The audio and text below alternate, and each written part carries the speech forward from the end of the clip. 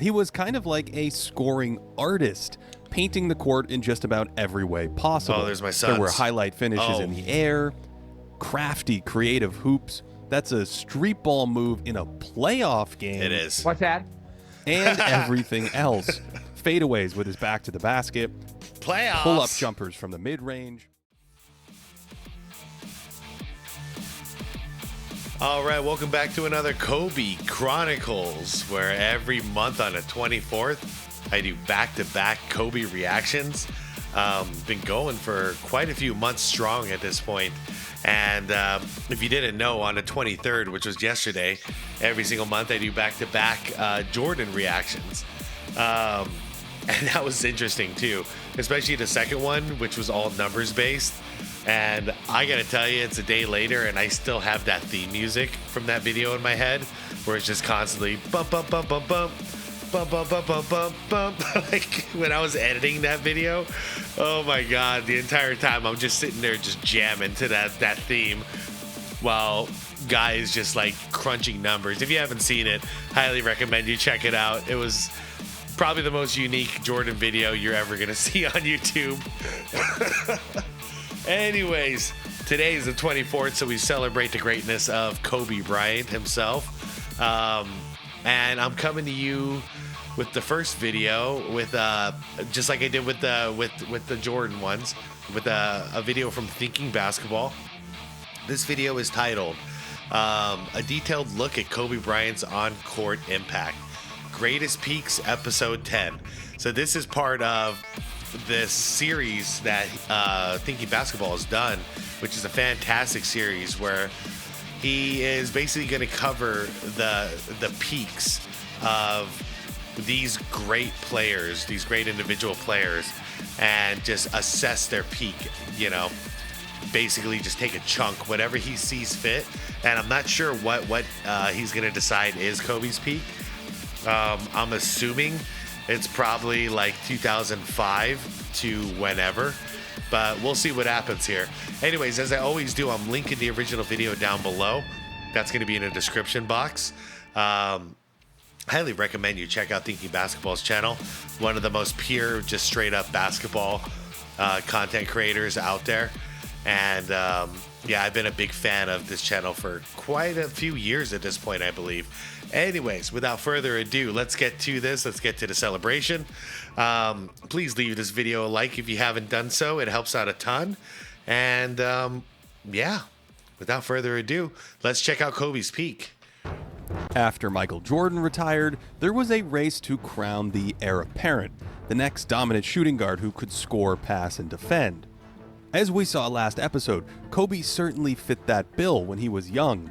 360-degree dunks, wild shots, and some huge defensive plays under Phil Jackson's tutelage. Kid's blonde and that face led was Bryant crazy. to be seen as a Michael Jordan redux because of his build and style. But the thing is, he wasn't the next Michael Jordan. He was the first Kobe Bryant.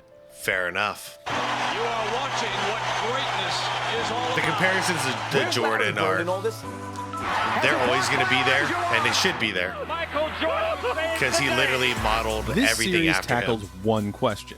Who was the best at his best? We start at the ABA merger and go through the best multi-year stretches, examining the legends who provided the most on-court impact. These are the greatest peaks. I'm excited. Okay, 06 to 08. What's up, my man? This is my man. This is my man. This is No Showboat. doubt. We call him Showboat, but y'all know him as Kobe Bryant. This is my main man. Mark my words. Now, and I said this earlier in the season. It's going to be unbelievable. Kobe was Byron one of the Scott's most awesome. versatile, robust scorers in league history. He was kind of like a scoring artist, painting the court in just about every way possible. Oh, there's my There were sons. highlight finishes Oh. in the air, crafty, creative hoops. That's a street ball move in a playoff game. It is. What's that? And everything else. Fadeaways with his back to the basket, Playoffs. pull-up jumpers from the mid-range, pull-up jumpers from three, even up fakes that sent opponents straight to the house of highlights. To illustrate this scoring diversity, take a look at the shot charts Stay of the down, leading yeah. scorers around this time. Larger hexagons mean more attempts, so you can see LeBron's largely rim dominant, and dark red indicates a higher shooting percentage compared to league averages. Now here's Kobe. For better, and sometimes worse, he scored from anywhere and everywhere. Some of this blossomed out of necessity. He didn't have MJ's first step or LeBron's bionic size and strength at the hoop. In 2006, a 28-year-old Bryant had a good first step and fluid, high-level athleticism to build off of as a base. And to be fair, when he came into the league, he was really, really skinny. Then again, so was MJ. He was quick enough to punish slower players or big men out of water. He turned the corner on Tim Duncan like this a few times in the 2008 Western Finals. But he couldn't just blast by players like certain guards who relied on quickness. I wonder why that was too, because that is one major difference between Kobe and Jordan, especially in their younger years. Kobe didn't have that super fast first step like Thinking Basketball is saying here. And MJ did.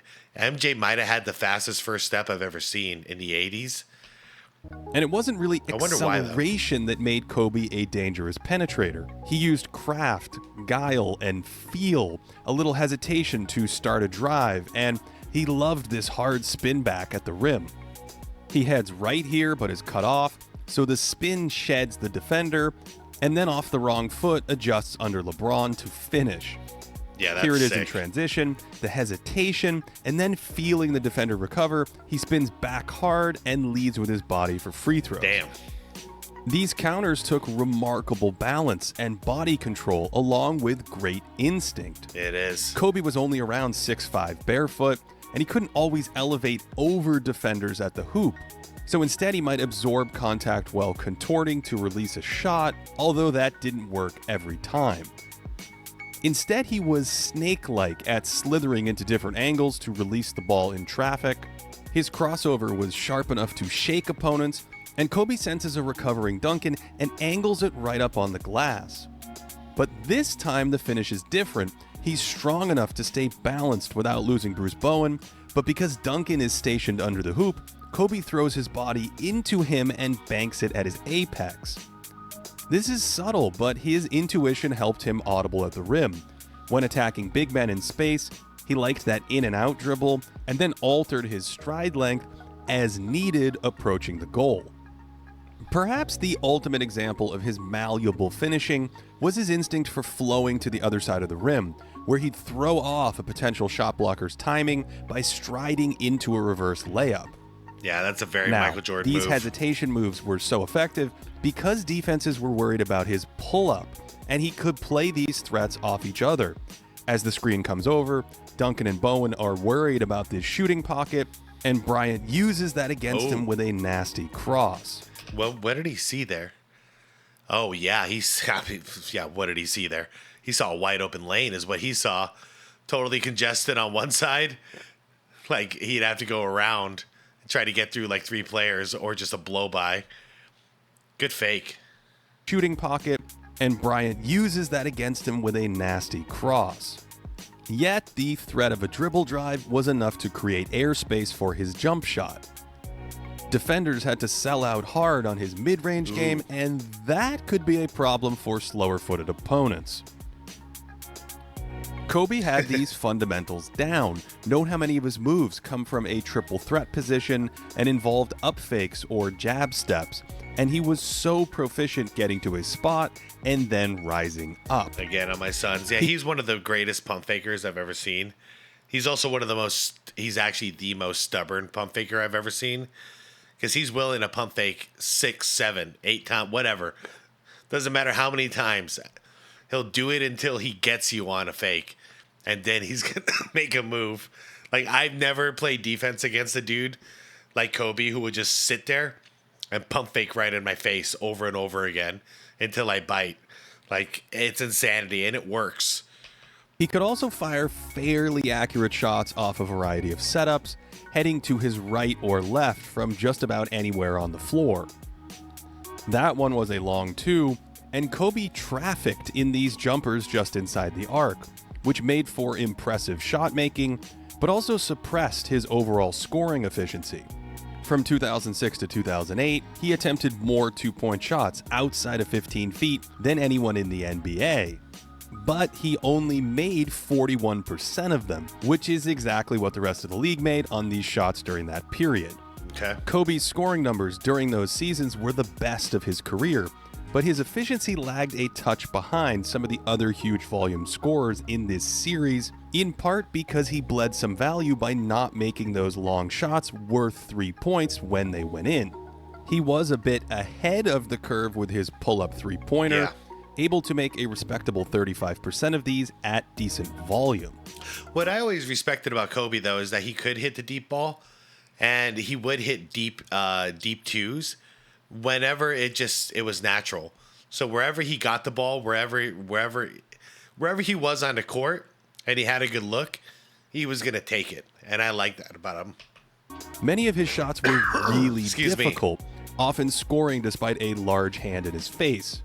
Videographers have sliced together edits of Jordan and Kobe making similar shots, but on this one, Kobe's is way harder, going off of his wrong foot and double clutching before shooting.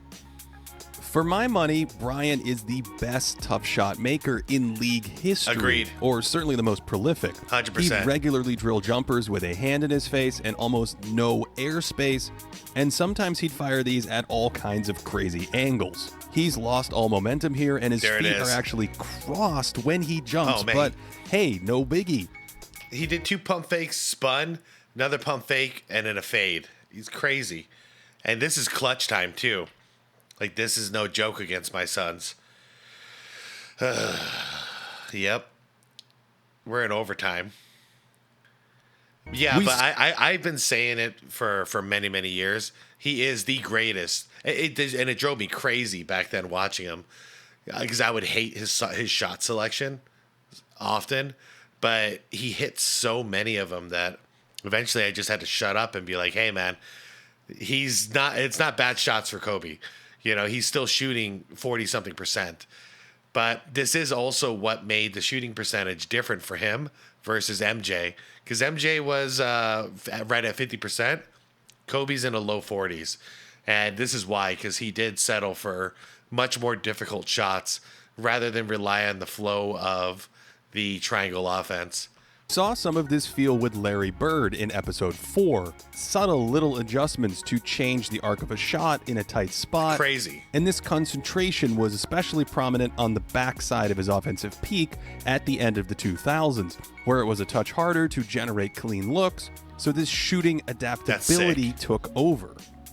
He could just come to a stop and pump fake players into oblivion and then shoot without any momentum, which is crazy difficult. On many of these, he's jumping from a complete standstill to find just enough room to arc. What the hell? What the hell? Hold on. Okay. On many of these, he's jumping from a complete standstill to find just enough room to arc it in. And he could trap defenders with these up fakes, which helped boosted his free throw rates, especially during these peak seasons where he was slightly behind the all-timers, but still went to the line more than most players. He was also an early practitioner of the rip-through move. As we discussed in episode 8 with Hakeem Olajuwon, these difficult shot attempts helped Kobe's playoff scoring numbers compared to his regular season ones, because he could still generate moderately efficient shots almost on demand, even against stingier postseason defenses. Of course, he could score with his back. Why always on my Suns, man? Why's it always got to be about my Suns? Basket out of the post, where that balance and body control blended with his footwork quite nicely. He pivots into a tough shot here, but he could just as easily swirl into the lane in the same situation. He went to his post game a bit more by the end of the 2000s, and he was sturdy enough to bang into little turnarounds, or even use the threat of his fadeaway to set up defenders for the old up and under. He was great at that. In a sense, Kobe and Shaq... That was something that MJ did in his later years, too. You know, when it came to Kobe, I thought, like, he took terrible shots until I saw him in person, live, against the Suns. And it was an epic game. But that's when I noticed when I was watching him, I'm like, no, these are the shots he wants. And he was making so many of them. He was torching us, honestly. So it was just one of those things. I'm like, okay, I get it. He's just different. You know, these are the crazy shots he wants, and he's just so damn good at hitting them. Were scoring opposites. O'Neal dominated with incredibly high percentage shots, whereas Bryant couldn't quite assault the rim with the same frequency, so he propped up his scoring with versatility and resilient shot making. Dang. But if there's one thing we've seen throughout this series, it's that scoring alone doesn't make someone a great player. But what I'm seeing is an opportunity to really demolish the spirit of their team by attacking Carmelo offensively. After watching this game, I was really, really upset with myself. I don't see Trevor sitting over there on the wing. Trevor's arms, after the shot goes up, Yeah. he didn't pass it to me. Damn it. In the 2008 finals, the Celtics' suffocating defensive scheme defanged Bryant, clogging his driving lanes and inviting him to take jumpers. The Celtics overloaded his side when he had possession, and this kind of early rotation would have been illegal defense in the 80s or 90s, yet it was a strategic departure from what other high-end teams tried against the Lakers during their deep playoff runs. For instance, in the 2009 finals, Orlando played these driving lanes straight up, relying on rotations after Kobe penetrated. Without a lightning-quick first step to escape these gambits, or great size to pressure the rim, the Celtics held Kobe to 51% true shooting and shaved 5 points off his 2008 and 2009 playoff scoring. A good reminder that playoff matchups can heavily influence numbers. Yeah, look at this, by the way. This is why I say this was like an extension. Oh, shoot. Like an extension of the golden era. Right here. Look at the score. And look where we're at. This game's probably going to end around like 90 points. Boston also banked on Kobe looking to score in some of these tight spots instead of repeatedly passing. The exact point Kobe discussed in that clip against Denver when he missed the kick out to Trevor Ariza. Here he's covered by a bigger man and forces a tough fadeaway into a packed paint instead of kicking it out to a good shooter. Much like we saw in episode 6 with Michael Jordan, Kobe was always a little over-calibrated towards shooting versus playmaking. Here he has 2 corner options when Phoenix collapses into the paint, but probes for an extra beat, and it's a turnover. Yeah. I don't think this small imbalance chipped away at too much value because Kobe could make some of these double-team shots. He made a lot of them. And the rest of the time he was looking to punish Seriously, defense. why is it always Phoenix? Why? What did I do? Who loaded up on his scoring like this by finding open teammates. He was tactical and often patient about getting opponents to commit to then free up a shooter. They're showing a lot of clips against Orlando too. Sarah in the comments. This is for you. Nuggets series progressed in 2009. Whenever Denver slid a defender down to spy on him, he opted for the kickout pass more and more. The year before against the Celtics, there were certainly moments where he missed early passing chances as he hunted for scoring angles that didn't end all that well.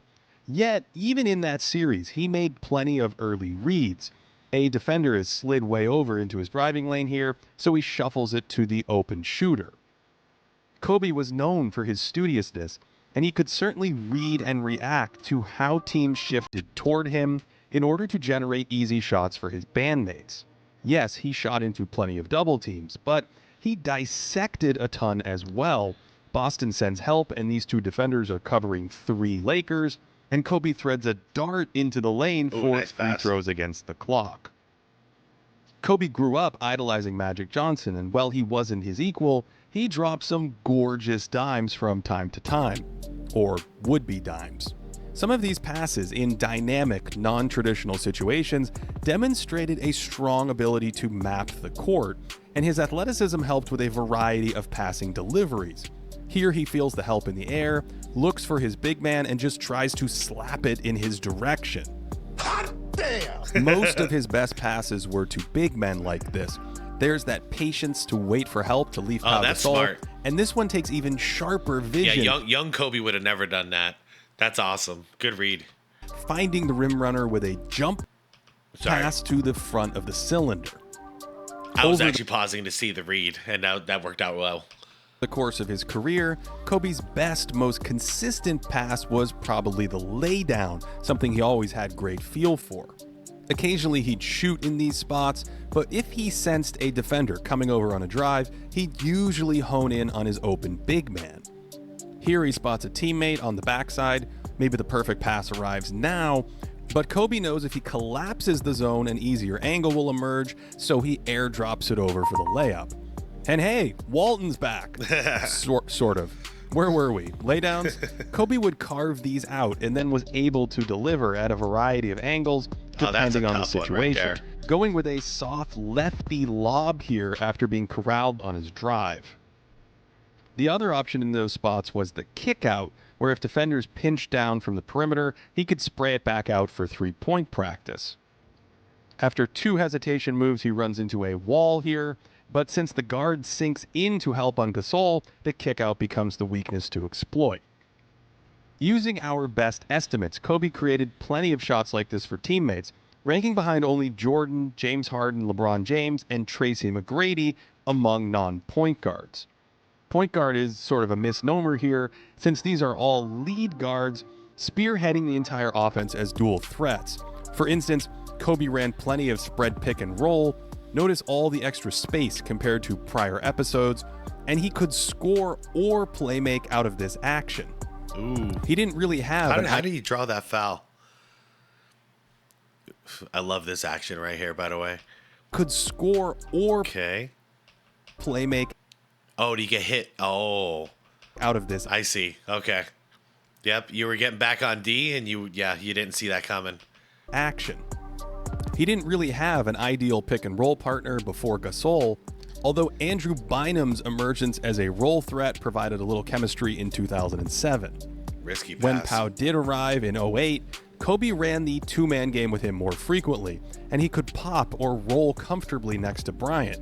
There's a little manipulation from Kobe by using the no-look pass to hold the defender. That one didn't always work, but it shows the capacity for higher-level ideas. He could also make the little pocket pass. This one is delayed until the big commits to Kobe, and then he threads the needle beautifully. And while he didn't anticipate tons of passes, he could drop wonderful dimes after reacting to the defense. The big man contests, so he audibles by bouncing it through a tight window. The Kobe Pau pick and roll was a nasty option to fall back on late in a possession. That look-away technique holds the help defense. This time it's successful, and Pau could pass off the roll too. Good feed. On this one, the defense sits on Gasol's roll, so Kobe whips it to Lamar Odom, who makes the extra pass, and both Laker big men could pass or finish in these spots. By the way, how's Lamar Odom doing these days? So I know ever since he inherited the Kardashian curse, he went through some really, really rough years. I haven't heard anything from him in quite a while. Hoping he's doing all right. Anybody have any insight on that? Let me know.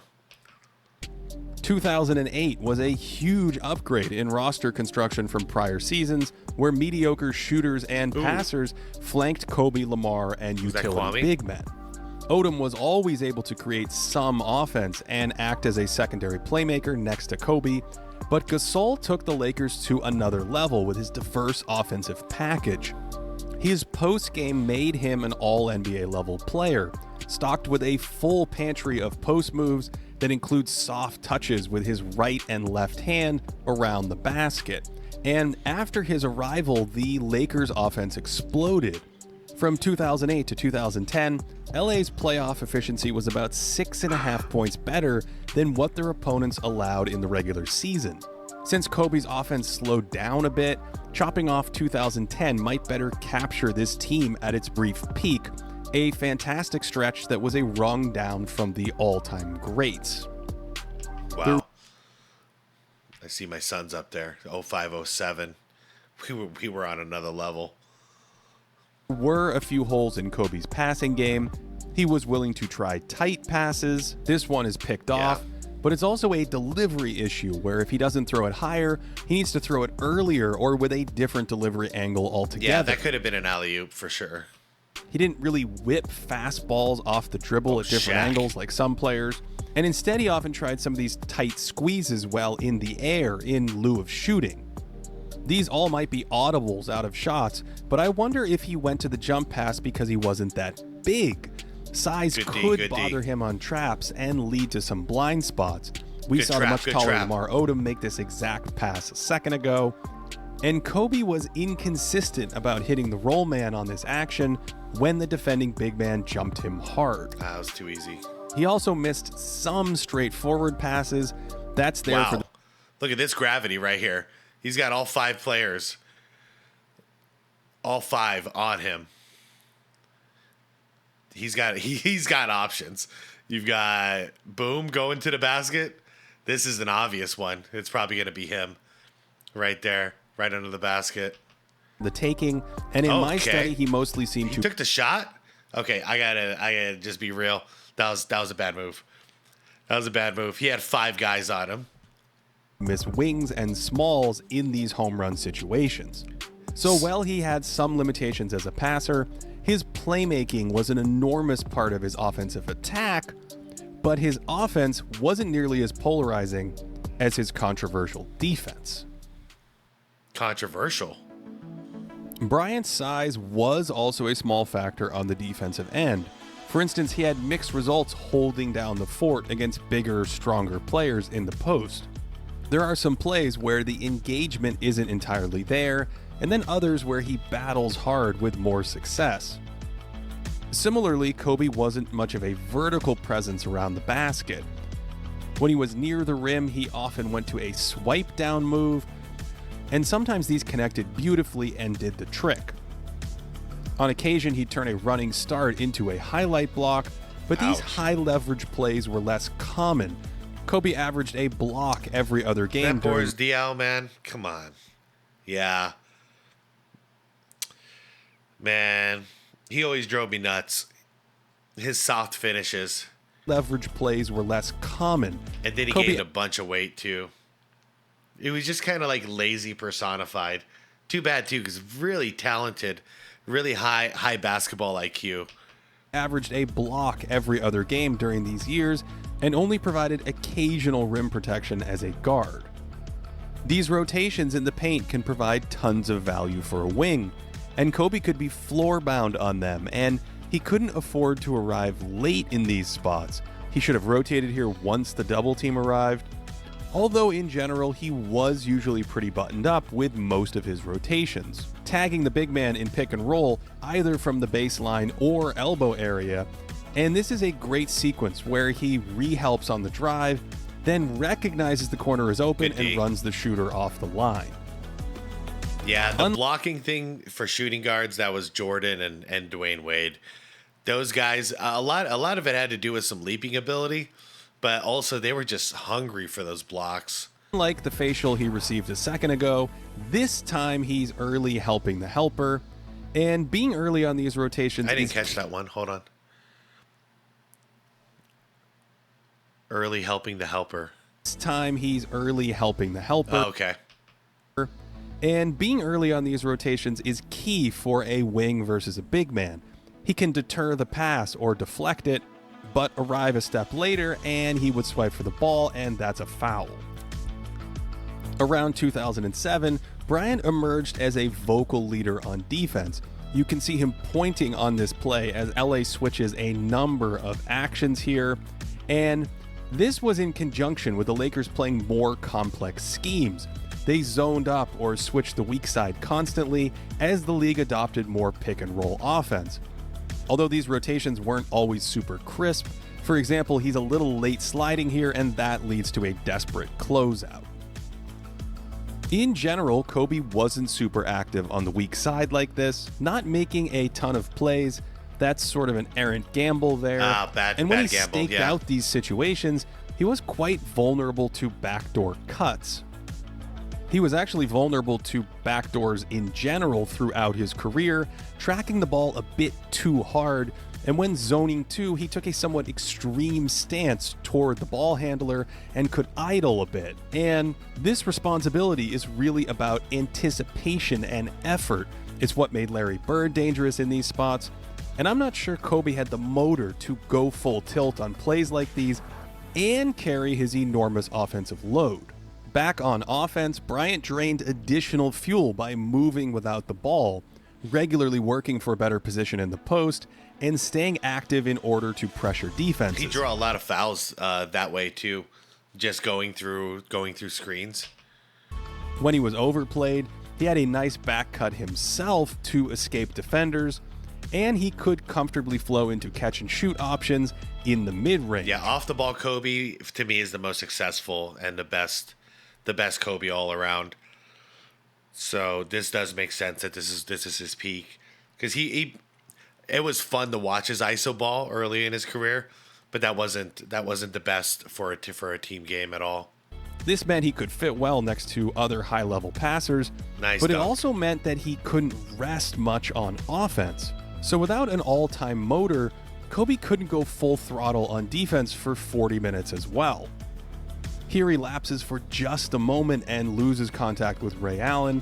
They wisely switched him off Allen for the rest of the series after this. And while he could do solid work chasing players around, he wasn't ideal for this kind of task at this point in his career. He could get a bit stuck at times navigating around screens, especially against bigger screeners like this, although he was pretty good at dipping his shoulder around them and staying fairly connected to his man. His footwork in these spots wasn't always perfect. Big steps can make it tricky to bypass screens, but Kobe works hard to recover and stay in front of the ball. That's one thing I always liked about his defense, though. Obviously, he has some issues with it, but 9 out of 10 times he'd go through the screen instead of switching. And I miss that in basketball. I don't see that at all anymore. Everything is a switch in the modern game, but he'd fight through and get back to his guy. He couldn't always bring this level of intensity.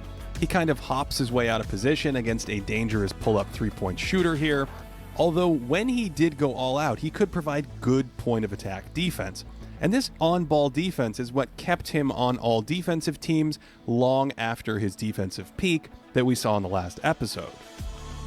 He was versatile guarding the perimeter, able to chip away a little at bigger forwards, and in particular, switch on to point guards. He had fairly quick feet and used angles and his size well.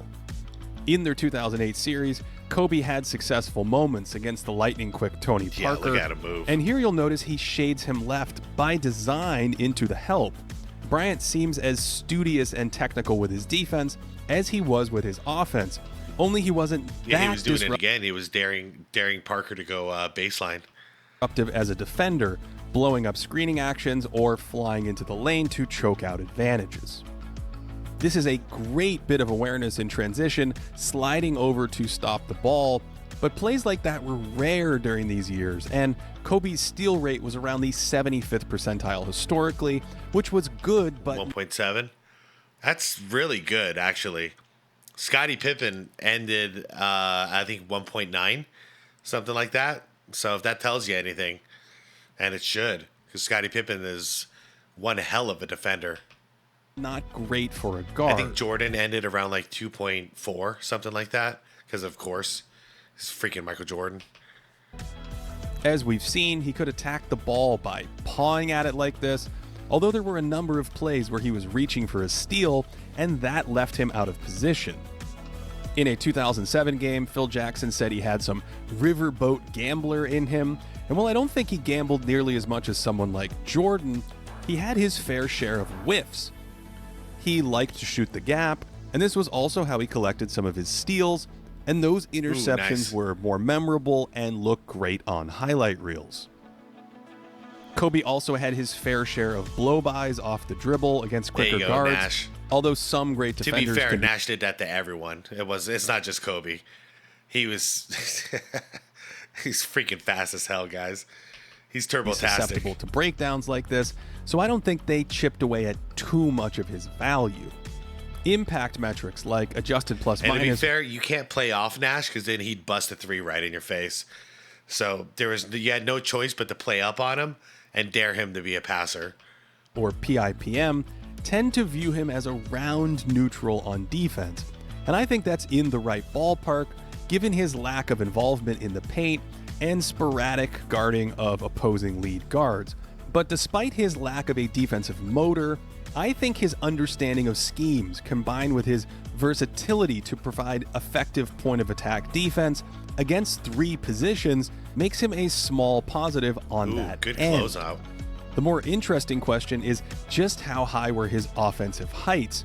He could be shot heavy at times, but his insane shot making provided a ton of resiliency in the playoffs. After all, the only defense to really slow him down during those years was the historically great Celtics. Excuse me. 98%, 97. By the way, while I'm looking at this, Phoenix, Arizona, man, I don't know what's going on. We're in the 30s again. Like, we've been in the 30s for quite a few nights this month. And that's not normal over here, for those of you who don't know. Like, we normally tap out in, like, the mid-40s, and that's the coldest point we get to. But it has been cold. And my voice has definitely been reacting to it. So, sorry for the hoarse voice this month.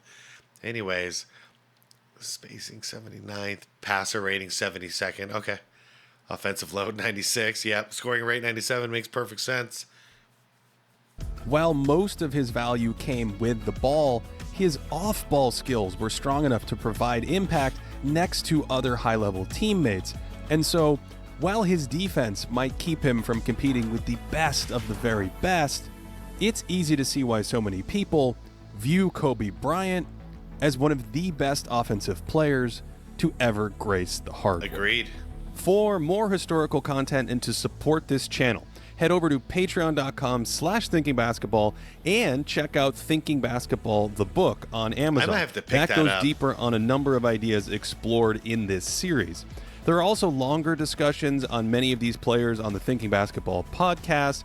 And if you're curious about stats from this video, there's an entire stat series on this channel.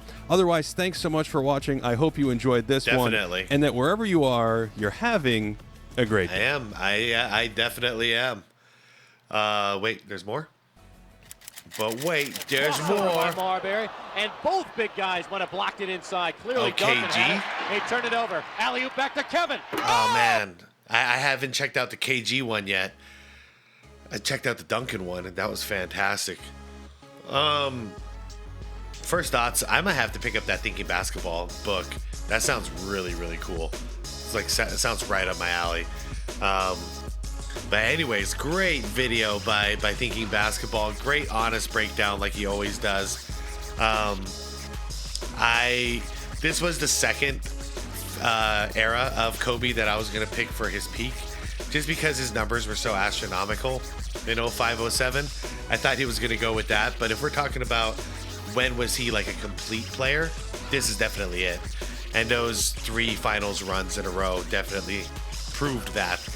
Because, yeah, he finally started trusting his coach, Phil, a lot more.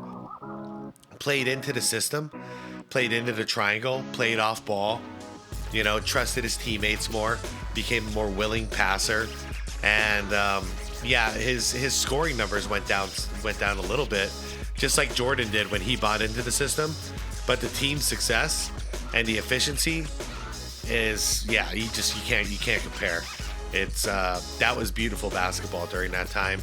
And even though I was rooting against the Lakers because they were a rival, I gotta say I watched a lot of Laker games. I think we all did back then.